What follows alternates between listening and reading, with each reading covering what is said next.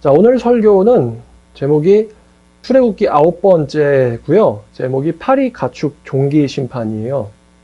파리 가축 종기 심판. 그러니까 순서상으로는 4번째, 5번째, 6번째고 지난번에 여러분들께 출애굽기 10가지 심판은 3사이클로 돌고 있다라고 말씀드렸어요. 1, 2, 3, 4, 5, 6, 7, 8, 9 이렇게 3가지 사이클로 돌고 있고 마지막 10번째는 이제 마지막 심판이죠. 라스트 이벤트예요. 자, 그러면 이제 오늘은 파리 가축 종기인데 출애굽기 8장입니다. 파리 가축 종기 심판은 2번째 사이클의 첫 번째부터 3번째까지입니다. 전체 심판 중에서 4번째라고 말씀드렸어요. 복습 겸 첫 번째 사이클의 심판은 나일강이 피로됐죠. 그래서 나일강이 피로되고 두 번째는 나일강에서 개구리가 올라왔어요. 그리고 세 번째는 이가 생겼다. 그래서 각각 이제 원소, 자연 원소랑 관련돼 있다라고도 알려드렸어요. 워터랑 관련돼 있고 또 earth, 땅이랑 관련돼 있고 그 다음에 이 파리 같은 경우는 이제 air랑 관련이 되어 있어요. air. 4번째 심판인 파리는 air라는 공기 중의 원소랑 관련되어 있어요. 자, 근데 제가 왜 이 사이클이 3개가 어떤 의미가 있을까를 생각을 해봤는데 첫 번째 사이클인 물, 개구리, 이 심판은요, 자연이 심판을 당하거나, 나일강이죠. 아니면 생물에 의한 직간접적인 피해가 첫 번째 사이클 심판이에요. 강물이 피가 되고, 개구리가 올라오고, 이가 생겼어요. 근데 이 모든 것이 인간의 생명을 직접적으로 타격하지는 않습니다. 그래서 자연이나 생물에 의한 간접적 피해가 이 첫 번째 사이클이에요. 그리고 두 번째 사이클은 오늘 설교인데, 파리, 가축, 종기에 의한 심판이죠. 파리는 생물에 의한 피해고요. 그 다음에 두 번째가 이 두 번째 사이클의 두 번째 심판인 5번째 심판이 가축이 전염병으로 죽는 거예요. 근데 가축 심판은 이제 인간들이 가지고 있는 재산이에요. 재산에 대한 직접적인 타격입니다. 그 당시에는 가축이라는 게 굉장한 돈이었겠죠. 창세기 때도 보면은 사람들이 마지막 집 팔기 전에 파는 게 뭐냐면 가축이에요. 돈 다 주고 돈이 없어. 식량은 사야 돼요. 굶어 죽겠어. 그럼 그 다음에 내야 되는 게 가축이었어요. 그래서 가축은 집안에서 집담으로 굉장히 중요한 재산인데 이 5번째 심판인 가축은 재산에 대한 타격입니다. 사실은 여기에 요한계시록에 인간들을 대상으로 하는 전염병 심판도 암시가 되어 있어요. 그다음 6번째 심판인 종기, 이 2번째 사이클의 3번째 심판이죠. 요거는 인간에게 직접적으로 일어나는 전염병이죠. 전염병 또 피부병인데 지금 첫 번째 사이클에 비해서 2번째 사이클은 뭐냐면은 점점 인간의 생명을 앗아가는 대로 가까이 가고 있다는 거예요. 심판이 점점 무서워지고 있다는 것이죠. 요한계시록에서도 5번째 나팔 심판인 황충 심판은 성경에 따르면은 이렇게 묘사가 돼 있죠. 인간을 죽이지는 못하게 하시고 5달 동안 괴롭게 하시되 라고 나와 있습니다. 그러니까 죽이는 건 아직 안 되는 거예요. 마치 이 종기 심판도 그것처럼 인간의 생명을 직접적으로 앗아가진 않지만 드디어 이제 인간의 신체에 대해서 질병을 일으키기 시작한 게 이 6번째 심판이고 2번째 사이클의 3번째인 종기 심판입니다. 그 다음에 이제 3번째 사이클, 마지막 사이클이죠. 이제 우박과 메뚜기와 흑암 심판. 우박과 메뚜기와 흑암 심판은 인간의 생명에 직접적인 타격을 가하거나 아니면 인간의 생명과 직결되는 심판이거나 아니면 이집트에서 최고로 숭배하는 태양신에 대한 심판입니다. 그리고 마지막 심판인 10번째 이 유월절 심판은 드디어 인간의 목숨을 하나님께서 직접 뺏어가는 심판이죠. 이렇게 각 사이클이 점진적으로 악화가 되고 무서워지고 인간의 생명 쪽으로 가고 있다. 이런 이유로서 이제 심판들이 3가지 사이클을 그리고 있다는 것을 알 수 있습니다.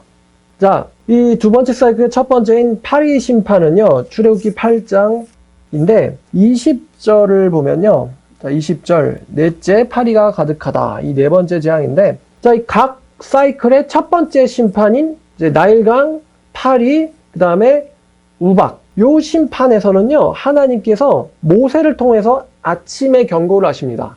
그러니까 147에 해당하는 건요, 147에 해당하는 심판들은 아침의 경고예요.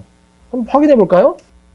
8장 20절 여호와께서 모세에게 이르시되 아침에 일찍이 일어나 바로 앞에 서라. 그가 물 있는 곳으로 나오리니 바로에게 이르기를 경고하라는 거죠. 여호와께서 이와 같이 말씀하시기를 내 백성을 보내라. 그러면 그들이 나를 섬길 것이니라. 내가 만일 내 백성을 보내지 아니하면 내가 너와 네 신하와 네 백성과 네 집들의 파리떼를 보내리니 애굽 사람의 집집에 파리떼가 가득할 것이며 그들이 사는 땅에도 그러하리라. 그날에 나는 내 백성이 거주하는 고센 땅을 구별하여 그곳에는 파리가 없게 하리니 이로 말미암아 이 땅에서 내가 여호와인 줄 네가 알게 될 것이라. 내가 내 백성과 네 백성 사이를 구별하리니 내일이 표징이 있으리라 하셨다 하라 하시고 이렇게 나오잖아요. 그러니까 아침에 파라오에게 가서 경고를 하죠. 아침의 경고. 이게 네 번째 심판의 아침의 경고인데 7장 앞장 15절을 보면 너는 아침에 바로에게로 가라. 그래서 16, 17절은 이제 경고죠. 7장 15절 아침의 경고. 그 다음에 9장 13절 일곱째 재앙 우박이죠. 우박 재앙도 여호와께서 모세에게 이르시되 아침에 일찍 일어나 바로 앞에 서서 그에게 이르기를. 역시 아침의 경고죠. 147 아침의 경고. 각 사이클의 첫 번째 심판은 아침의 경고를 하는 것으로부터 이제 구분이 됩니다. 여기 이제 몇 가지 단어가 우리가 좀 봐야 돼요. 첫 번째는 하나님께서 내 백성과 네 백성 사이를 구분하고 계시다는 겁니다. 여기서 그 나일강 심판 같은 경우도 하나님이 나일강이 피로 되면은 아마도 고센 땅에서도 물을 구하기가 어려웠을 거예요.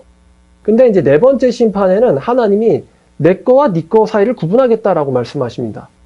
그래서 내 백성들이 있는 곳에는 파리가 없겠지만 네 백성들이 있는 곳에는 파리떼가 가득할 것이고 이로 말미암아 내가 여호와인 줄 네가 알게 될 것이다 라고 말씀을 하세요.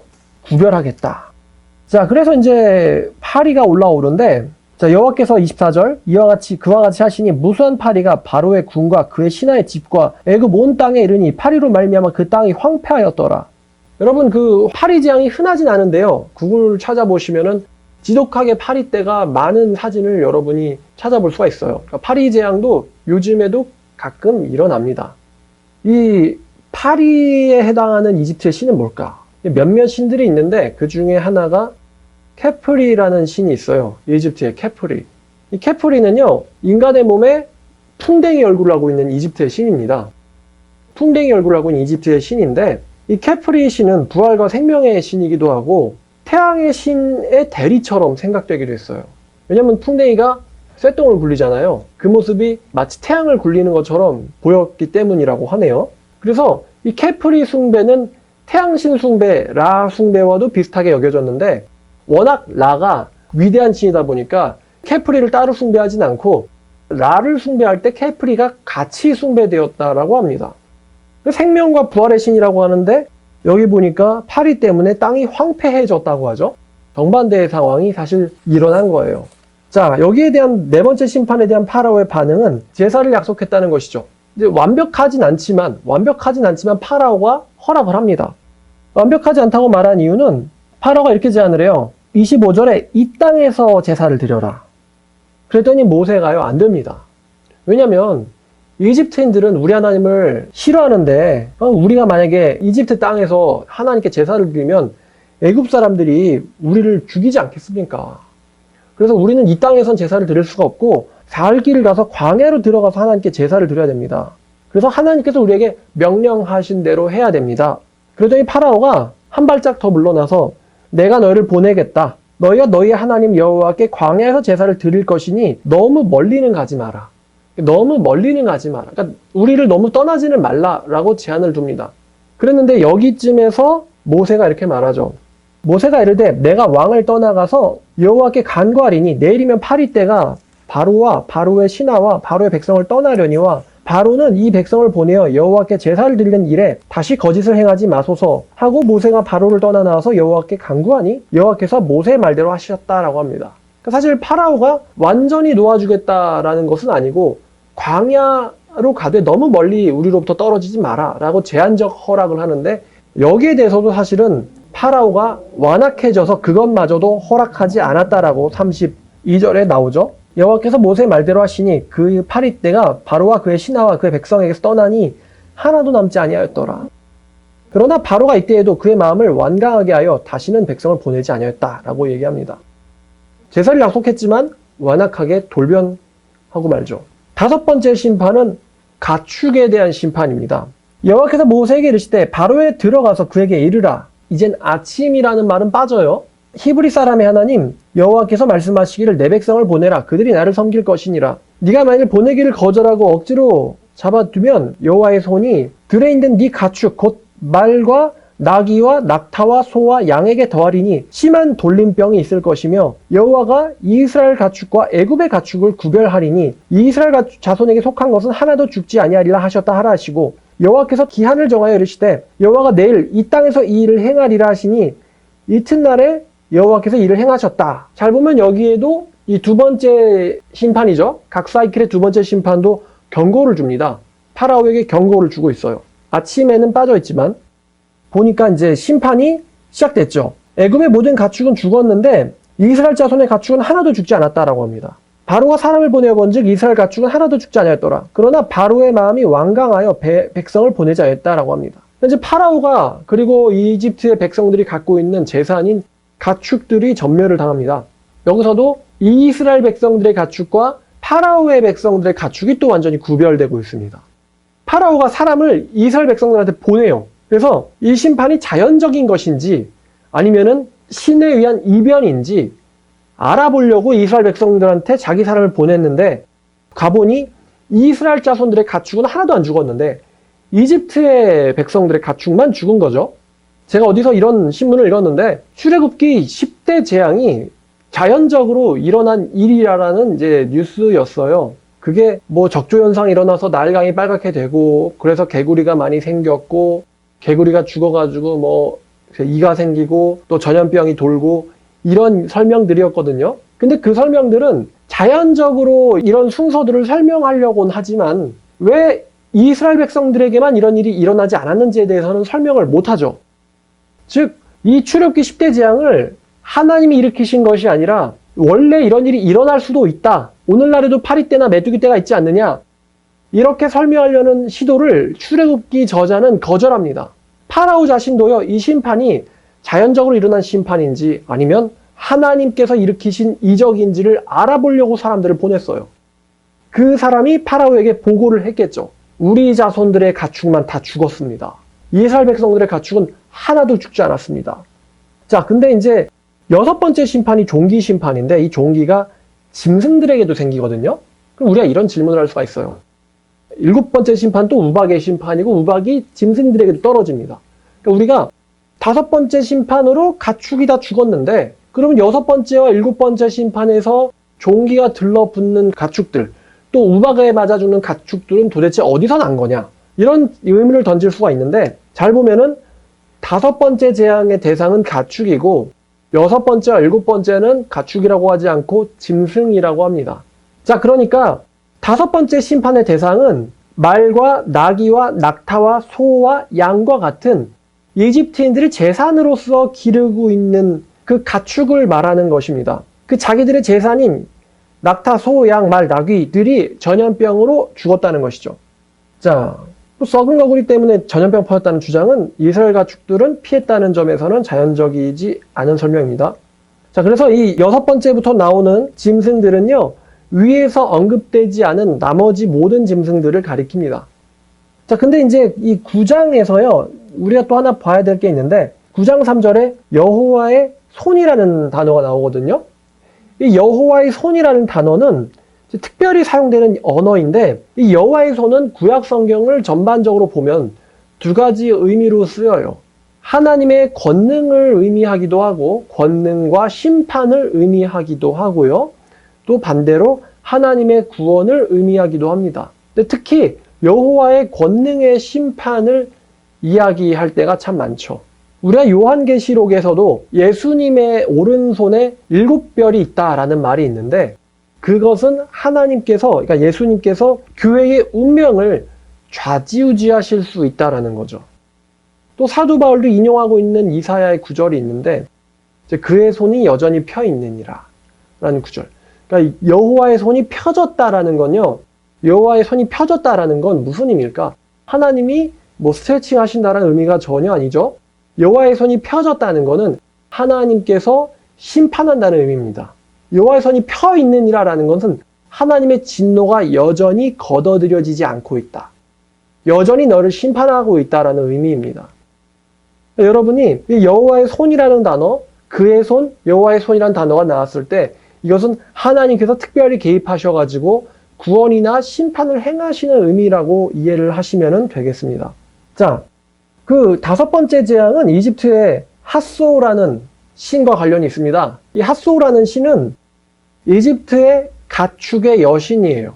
가축의 여신인데 이렇게 생겼어요. 그러니까 얼굴 위에 머리에 태양처럼 동그란 원판을 쥐고 있는데 이 원판 옆에 소의 뿔이 두 개가 이렇게 나 있어요. 태양처럼 생긴 원판 옆에 소뿔 두 개를 달고 있는 여신입니다. 자, 이 핫소는요, 라의 아내이기도 합니다. 태양신 라의 아내이기도 한데 아름다움과 보살핌의 여신이라고 해요. 그리고 왜 이 가축의 여신 핫소가 아름다움과 보살핌의 여신일까? 그러니까 누군가의 아내이기도 하고 또 누군가의 어머니이기도 하다는 거죠. 아마도 이래요. 기원은 소가 우유를 만들잖아요. 그러니까 이 모성의 상징이죠. 우유 같은 거는. 소가 이집트인들한테는 모성의 상징으로서, 모성애의 상징으로서 숭배를 받게 돼요. 그러니까 소는 신으로서도 숭배받는 거예요. 근데 이 가축들이 전부 다 죽었죠. 전염병으로. 그러니까 소가 신 같은 건데 다 죽어버렸으니 이게 뭡니까? 신의 죽음이죠. 그러니까 다섯 번째 가축 심판은 신을 완전히 그냥 쳐버린 거예요. 첫 번째 나일강 심판은 이집트인들이 신처럼 섬기는 게 나일강 아닙니까? 근데 자기들이 신처럼 섬기는 나일강에 의해서 자기들이 피해를 보게 된 거예요. 자기들이 신처럼 여기는 개구리에 의해서 심판을 당하게 된 거예요. 개구리가 귀찮게 하는 거예요. 그 다음에 자기들이 땅의 신으로 여기는 거에 의해서 또 심판을 당하게 있는 거예요. 근데 이제 네 번째도 자기들이 신처럼 여기는 이 파리 신에 의해서 심판을 당하게 되는데 다섯 번째는 자기가 신이라고 생각하는 가축이 죽어버렸어요. 신이 죽은 거나 마찬가지죠. 자, 그래서 이 두 번째 사이클은 파라오에게 경고만 줍니다. 찾진 않을 거고요. 8장 1절, 9장 1절, 10장 1절에 있어요. 근데 참 편하네요. 8일, 9일, 10일. 그러니까 이제 8장 1절은 개구리 심판일 것이고 9장 1절은 가축 심판일 것이고 그 다음에 10장 1절은 메뚜기 심판이겠죠? 각각 두 번째 사이클이니까요. 이렇게 기억하면 되겠네요. 8일, 9일, 10일. 여기는 경고만 주어집니다. 여섯 번째 심판은 종기 심판입니다. 악성 종기. 본문은 9장 8절이에요. 여호와께서 모세와 아론에게 이르시되, 자, 제가 지난번에 설명드렸어요. 각 심판의 마지막 사이클에는 뭐가 없다고 했을까요? 경고가 없다고 했어요. 그래서 369에는 경고가 없어요. 따라서 파라오에게 가라 이런 말이 안 나옵니다. 여호와께서 모세와 아론에게 이르시되 너희는 화덕의 제 은품을 가지고 바로의 목전에서 하늘을 향해서 날려라 라는 말이 나오죠. 경고를 하는 건 없어요. 이게 그럼 왜 경고를 하나님이 안 하셨을까? 여러분 경고 없이 심판이 일어나는 거 정말 무섭지 않습니까? 각 심판 사이클마다 마지막 심판에는 경고가 안 나와요. 근데 이게 한번 여러분이 심판을 당하고 있는 입장이라고 생각해 보세요. 가축들이 점점점 점입가경입니다. 처음에는 물이 없어서 고생시키더니만 갑자기 개구리가 집안을 덮질 않나? 이가 나와서 온몸을 간지럽게 만들질 않나? 그 다음에 파리가 온 그냥 세상에 드글드글 거리지 않나? 아직까지는 그래도 견딜만 하죠. 다섯 번째부터는 재산, 전 재산에 해당하는 가축이 죽지를 않나? 이제부터 심각해지는 거예요. 그래서 여러분이 심판을 당하고 있다고 생각하면은 이게 지금 자꾸만 초자연적인 일이 계속 터지고 있단 말이에요. 그러면 이게 아무리 이제 궁정 바깥에 궁정에서 멀리 떨어진 곳에 사는 이집트인이라 할지라도 이제 뭔가 터졌거든요, 이게. 그리고 소문을 들어보니까 이스라엘 백성들한테는 이런 일이 일어나지 않고 있다. 그러면 지금 분명 뭔가가 일어나고 있다는 걸 알고 있는데 특히 저 모세라고 하는 사람이 파라오를 찾아가가지고 감히 우리 파라오를 상대로 백성들을 다 내보내라, 이스라엘 백성들을, 이런 말도 안 되는 요구를 하고 있다는 이런 게 핫 이슈 아니었겠습니까? 이집트 제국에. 근데 뭔가 연거푸 터지는데 그러면 그 다음에 나오는 거는 두려움이거든요. 또 뭐가 일어나지 않을까? 또 뭐가 일어나지 않을까? 이게 바로 두려움이에요. 하나님께서는 첫 번째와 두 번째에서는 경고를 줘요. 그러나 세 번째에선 경고하지 않습니다. 이제 스스로 깨닫고 회개하라는 의미인 것 같아요. 아무 경고도 없다고 해서 가만히 냅두고 모른 척하는 분이 아니니까 스스로 깨닫고 회개하라. 그렇지 아니하면 이런 이제 경고를 주시는 것 같습니다. 경고가 없어요. 369는. 그래서 이제 6번째 재앙은 경고가 없습니다. 그 재가 애굽 온 땅에 티끌이 될 것이며 애굽 온 땅의 사람들과 짐승들에게 붙어서 악성 종기가 나게 하리라. 그들이 화덕의 재를 가지고 파라오 앞에 서서 모세가 하늘을 향하여 재를 날렸어요. 그랬더니 사람과 짐승에게 붙어 악성 종량이 생겼고, 재미있는 사실은 6번째 심판을 요술사들도 당합니다. 요술사들도 악성 종기로 말미암아 모세 앞에 서지 못하니 악성 종기가 요술사들로부터 애굽 모든 사람들에게 샘겼습니다. 이건 뭘 의미하는 걸까요? 애굽 사람들뿐만 아니라 요술사들도 당했다는 것은, 이게 지금 신의 권능이 애굽의 모든 신들을 부리는 이 요술사들, 그러니까 다시 말하면 애굽의 모든 신보다도 여호와가 더 크시다라는 것을 암시하는 거예요. 요술사들도 당하기 시작했다. 6번째부터 요술사들부터 당하기 시작해요. 3번째 심판부터는 이제 따라를 못하는데 6번째부터는 자기들도 당하기 시작합니다. 3번째는 왜 따라하지 못한다고 그랬죠? 왜냐면 흙은 인간의 죽음과 관련이 있기 때문에. 요술사들도 인간이니까 자기의 죽음을 다루는 흙으로 일을 만드는 것을 흉내를 못 낸다라고 했어요. 근데 이제 재밌는 이제 이야기를 하나 해드리면, 왜 화덕의 재를 가져와서 뿌렸을까? 화덕에서 재를 가져오라 그랬거든요. 여러분, 화덕은 뭘 만드는 곳이냐면 벽돌 만드는 곳이에요. 자, 그러면 화덕은 벽돌을 만드는 곳이다. 그럼 화덕은 이스라엘 백성들에게 어떤 의미가 있을까요? 자기들을 죽음과 같은 고통으로 몰아가게 하는 장소예요, 화덕은. 왜? 자기들이 벽돌 만드느라 죽을 것처럼 고생을 했으니까. 화덕이라는 것은 화덕에 있는 재를 꺼내가지고 뿌려가지고 이것으로 종기를 만들었는데, 그러니까 이게 무슨 의미가 있냐면, 너네들이 나의 백성은 히브리인들을 지독하게 잔혹하게 부렸잖아. 너희들의 잔혹함에 대한 심판이야 라는 의미가 들어있어요. 너희 이집트인들이 내 백성 히브리인들을 저 화덕으로 벽돌을 굽게 해서 지독하게 부려먹었잖아. 너네들의 그 가혹함에 대한 심판이다라는 게 암시되는 거예요. 화덕에 재를 가져다가 하늘에다 뿌렸더니 그것이 악성 종기가 되어서 이집트인들에게 종기가 붙었다. 악성 종기는 뭐냐면 심한 피부병입니다. 앞에 있는 전염병과 가축에게 일어난 전염병과 이 악성 종기가 뭘까? 사실 주장을 할 수는 있지만 근거를 낼 수가 없죠. 왜냐하면 그 당시 가축들과 사람들은 다 죽었고 썩었을 테니까요.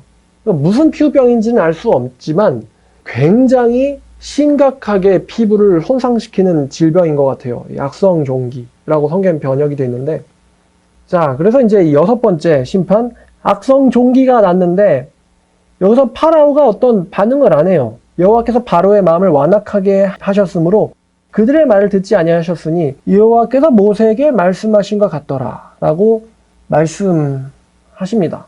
자, 오늘 설교는 여기까지입니다. 먼저 요한계시록 이야기를 꺼내면, 여러분들 그 요한계시록을 저와 같이 설교를 들으신 분들은 요한계시록 심판의 순서를 기억을 하실 겁니다. 참 많아요. 7, 3, 21나 되는데 말이 있잖아요. 백적 흑청이에요. 백적 흑청. 청황색은 4번째 말이죠. 사망이에요. 말탄자의 이름이. 5번째는 순교자들의 탄원. 6번째는 최종 심판. 7번째는 반시의 고육. 그 다음에 수목의 3분의 1. 그 다음에 바다의 3분의 1. 물의 3분의 1. 그 다음에 공기의 3분의 1. 그 다음이 황충 심판. 그 다음 6번째가 유브라데 강이 마르죠. 그 다음에 이제 7번째가 최종 심판. 그 다음에 첫 번째가 종기죠. 2번째가 바다의 모든 피조물. 그 다음에 물의 모든 피조물. 4번째가 하늘에 이제 태양에 의해서 사람들이 탔다 그래요. 태양에서 하늘에 사람들이 타고, 5번째가 짐승의 보좌가 어두워지고 또 종기가 사람들한테 생기고, 그 다음에 6번째가 이 개구리 심판이죠. 개구리의 더러운 영이 개구리 입에서 나와가지고 미혹이죠. 7번째가 역시 최종 심판. 요런 순서인데, 우리가 이제 생각하기로 요한계시록 심판 순서랑 비교하면은 출애굽기 심판 순서가 약간 뒤죽박죽인 경향이 있어요. 예를 들어서 출애굽기의 9번째 심판인 흑암 심판, 출애굽기 9번째, 왜? 태양신 라를 심판하는 거니까 마지막쯤에 나오는 거예요. 9번째 심판이 흑암 심판은 두 번째, 요한계시록의 두 번째 사이클의 나팔 심판의 네 번째 나팔인 대기의 3분의 1이 빛을 잃어요. 사실 이것과 직결되어 있는데 왜 심판들이 이렇게 뒤죽박죽일까? 메뚜기 심판 같은 경우는 메뚜기 심판은 뭐를 암시하냐면 기근을 암시하거든요. 사실 이게 메뚜기가 나팔 심판의 다섯 번째인 황충 심판처럼도 보여요. 왜냐하면 황충이 메뚜기거든요. 근데 황충 심판은 결과적으로 전염병을 일으켜가지고 5달 동안 괴롭게 하는데 출애굽기의 메뚜기 심판은 기근을 의미합니다. 싹 먹어치우는 거거든요. 근데 기근 심판은 첫 번째 사이클인 인심판의 세 번째예요. 한 데나리온의 미란데요, 한 데나리온의 보르석대라, 감람류와 포도주는 해치 말라 하라. 그래서 이거 설명 다 아시죠? 한 데나리온은 약 한 10에서 15만 원 정도인데 10만 원 가지고 밀가루 한 대를 살 수 있다는 거는 여러분 밀가루 한 대 마트 가서 가격 보세요. 그러면 인플레이션이죠 이거. 20배가 뛴 거예요. 먹을 게. 주식인데 미리. 20배가 뛴 거예요. 그러면은 여러분 밥값이 길에서 밥 먹으면 한 7천 원쯤 되잖아요. 20배라고 생각해봐요. 밥 한 끼에 7천 원에 20배면 14만 원. 6천 원에 20배면 12만 원. 밥 한 끼에. 그럼 못 먹는 거죠 사실. 근데 하여튼 이렇듯 왜 메뚜기 심판도 7번째면 사실 마지막 사이클인데 요한계시록의 처음 사이클에 있는 게 왜 이 출애굽기 심판에서 마지막 사이클에 나올까? 여기서 이제 여러분에게 설명을 이제 드리면은 원래대로는 요한계시록에서 우박이 나오면 요한계시록에서는 우박이 나오면 무조건 얘는 마지막 심판이에요. 우박이 나오면 인에서 6번째, 나팔에서 7번째, 대접에서 7번째예요. 근데 우박 심판은 출애굽기에서는 7번째입니다. 그럼 왜 얘가 이렇게 마지막 나오는 요한계시록에서 마지막에 나와야 되는 우박이 왜 세 번째 사이클에서는 또 첫 번째로 나올까? 그게 이유가 있는데 요한계시록에서의 우박은요 사람을 직접 죽이는 데 쓰입니다. 요한계시록에서 우박은 사람을 직접 죽이는 데 쓰여요. 그런데 출애굽기에서 우박은요 사람을 직접 죽이기도 하지만 그보다는 이 초목에 대한 심판입니다. 초목에 대한 심판이에요. 그러니까 나무들을 다 부러뜨리고 꺾는 거예요. 이 하늘에서 떨어진 우박들이. 초목에 대한 심판. 근데 우박을 맞아도 나무들이 부러지니까 이제 농작물 피해가 굉장하겠죠? 그러나 뭐가 남아있냐면은 이 뿌리가 남아있는 거예요. 뿌리. 그럼 여러분 생각해 보세요. 하나님이 심판을 이렇게 구성하시는데 메뚜기 심판을 먼저 보낸 다음에 우박 심판을 내려야 될까? 아니면 우박 심판을 먼저 보낸 다음에 메뚜기 심판을 보내야지 더 피해가 클까? 생각해 보세요. 메뚜기 심판을 먼저 보냈으면 메뚜기들이 이파리랑 열매를 먹었겠죠? 근데 나무는 멀쩡하잖아요. 그럼 그 다음에 우박 심판 보내면 나무들은 다 부러지는데 나무에 뿌리가 남잖아요. 근데 반대로 우박 심판을 먼저 보내면은 나무들이 다 부러지잖아요. 그 다음에 나머지가 이제 뿌리들이 남아있는데 그것마저를 메뚜기가 싹 쓸어버린다는 것이죠. 그래서 우박 심판이 먼저 나오고 그 다음에 메뚜기가 나오는 것이 반대의 순서보다 훨씬 더 위협적입니다. 심판에 있어서. 그러니까 하나님께서 지금 이집트를 기가 막히게 심판하시려고 심판들을 구성을 하신 거예요. 그리고 흑암 심판도 그렇죠. 흑암 심판도요. 원래 요한계시록의 나팔 네 번째고 대접의 5번째가 흑암 심판인데 대접의 5번째 짐승의 왕자가 어두워지고 나팔의 4번째 하늘의 3분의 1이 빛을 잃고 근데 이게 요 출애굽기에선 9번째로 거의 마지막 사이클의 마지막 심판으로 나오죠. 그 이유가 이집트 최고신이 라기 때문이거든요. 사실 우리 입장에서는 하늘이 어두워지는 것이 우박 떨어지는 것보다는 덜 무서울 거예요. 메뚜기 심판이나 우박 심판이 더 무서울 거예요. 근데 이집트인들한테는 태양이 어두워진다는 거는 그 최고신 자체의 죽음을 의미하기 때문에 흑암 심판을 맨 마지막에 배열을 시킨 거예요. 하나님께서. 오늘날에는 뭐 태양 어두워져도 뭐 현대인들 관심이나 있나요? 미세먼지 때문에 하늘이 까매도 대낮에 까매요. 그래도 현대인들은 관심이 없어요. 그러니까 태양이 어두워지는 심판을 마지막에 배치시키면 이게 드라마틱하지 않죠. 그래서 이 심판은 요한계시록 사이클에서는 중간으로 가는 거예요. 마지막 심판은 지진과 우박인데 요한계시록에서는 왜 지진과 우박이냐? 현대인들이 지독하게 좋아하는 게 부동산이라서 그런 거 아닐까? 라는 생각이 들어요.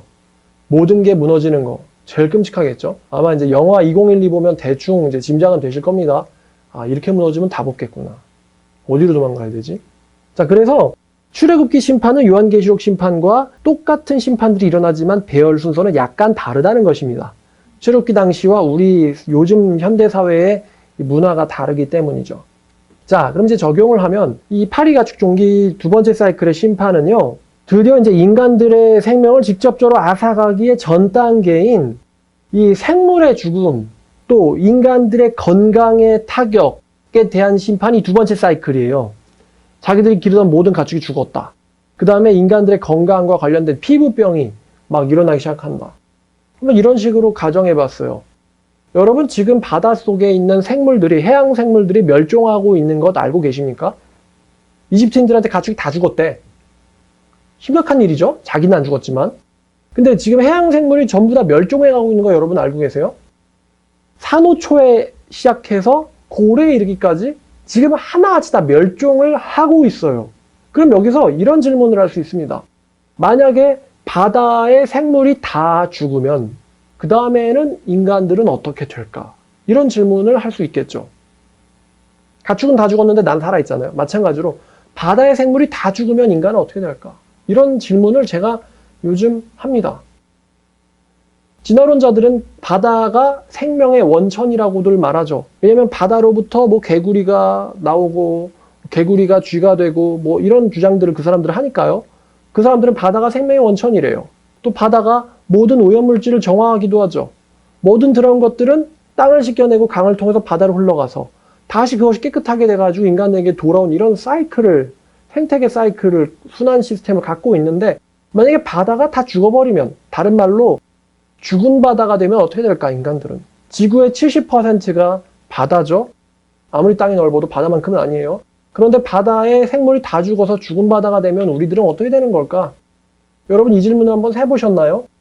그리고 전문가들은, 과학자들은 이 무서운 일이 우리 세대 안에 일어날 거라고 합니다. 제가 가축을 다 잃은 이집트인의 심정이 돼본 거예요. 뭐 그러면 회 안 먹지 뭐. 그러면 뭐 그냥 삼겹살만 먹지 뭐. 근데 과연 우리가 죽은 바다를 끼고 살아도 인간들이 살아남을 수 있을까요? 라는 생각이 들어요. 이집트인들에게서 이 가축들의 죽음, 그리고 피부병과 같은 이 악성 질병들은 하나님을 경외하게 만드는 작용을 합니다. 왜냐하면은 그 다음 사이클인 세 번째 사이클의 첫 번째 심판인 일곱 번째 심판 우박에서 하나님을 경외할 줄 아는 이집트인들이 생겨요. 하나님을 경외할 줄 아는 이집트인들이 생겨가지고 그들이 그 가축들을 여호와의 말씀을 몰래 듣고서는 자기들의 집안으로 들여보냈다라고 나오거든요. 하나님을 믿기 시작했어요. 근데 오늘날은 어떻습니까? 하나님께서 계시록과 출애굽기를 통해서 경고하신 대로 지금 심판 중에 제가 심판에 대한 설교하니까 기분이 묘하다고 했잖아요. 나가서 오늘 미세먼지의 나쁨이었어요. 1시간만 숨 쉬어도 코가 비뚤어질 겁니다. 그 미세먼지는 여러분들의 심혈관에 치명적입니다. 마스크 없으면 살 수 없어요. 우리 모두가 공기에 의해서 심판을 당하니까. 바다는 온갖 플라스틱들, 쓰레기들로 생물들이 다 죽어가고 있고 무엇보다도 이산화탄소에 의한 산성화로 바닷속 생물들이 전부 다 죽어가고 있어요. 바다는 그래요. 공기도 그래요. 땅도 그래요. 산도 그래요. 다 불타고 있어요. 근데 사람들은 하나님을 찾지 않는다는 것입니다. 요한계시록 언급하고 있는 것처럼 이러한 무시무시한 심판을 당해도 자기들의 죄악을 회개하지 않고 여호와에게 영광을 돌리지도 않더라라고 얘기하는 말씀처럼 그대로 가고 있다는 것입니다. 이게 출애굽 당시에 이집트인들과 우리 현대인들이 다른 점이에요. 이집트인들은 하나님을 찾았는데 우리들은 그렇지 않고 있다는 것이죠. 이게 무슨 심판이야? 다 저절로 일어난 거지. 그러면서 끊임없이 자기의 그 쾌락, 탐욕 추구를 멈추지 않는 거예요. 어떻게 하면 돈만 벌까? 지구가 죽어가고 있는데, 지구가 죽으면 인간이 살 수 있나? 지구가 죽어가는데? 어떻게 하면 돈만 벌까? 다들 그 생각밖에 없어요. 그래서 심판 중에 심판 설교 참 묘합니다. 여러분 오늘 이 설교가 지금 이 순간뿐만 아니라 앞으로도 여러분들에게 끊임없는 이 경각심을 주었으면 좋겠습니다. 나는 정말 하나님에게 합당한 사람인가? 그리고 나는 하나님이 나에게 주신 명령, 내 존재에 대한 명령, 우리의 형상을 따라 인간을 만들어서 모든 것들을 다스리고 돌보고 지키게 하자. 나는 그 명령을 잘 지키고 있는가?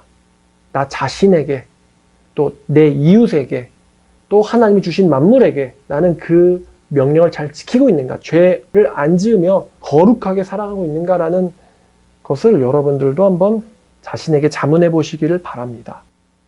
다음번 설교는 세 번째 사이클인 우매흑, 우박 메뚜기 흑암 심판에 대해서 여러분들에게 말씀을 드리도록 하겠습니다. 기도하겠습니다. 하나님 아버지, 오늘 이 파리, 가축, 그 다음에 종기의 심판을 공부하면서 실제로 이런 일을 당하면서도 완악했던 파라오, 그리고 하나님의 존재를 깨닫기 시작했던 이집트인들을 주님께서 배우게 하심에 감사드립니다. 지금 여전히 지구는 고통 속에 있고 우리 인간들 역시 고통을 당하면서도 하나님을 찾지 않는 완악함 가운데 마치 파라오처럼 완악함 가운데 있습니다. 아버지, 그러나 이 말씀을 경청하는 우리 모두는 이 과거에 일어났던 일이 현대에도 일어나고 있고 앞으로 더 심하게 일어날 것임을 미리 알고 미리 준비하는 지혜로운 우리 백성들, 하나님의 자녀들 되게 도와주시옵소서. 감사드리며 다시 오실 예수님의 이름으로 기도드렸습니다.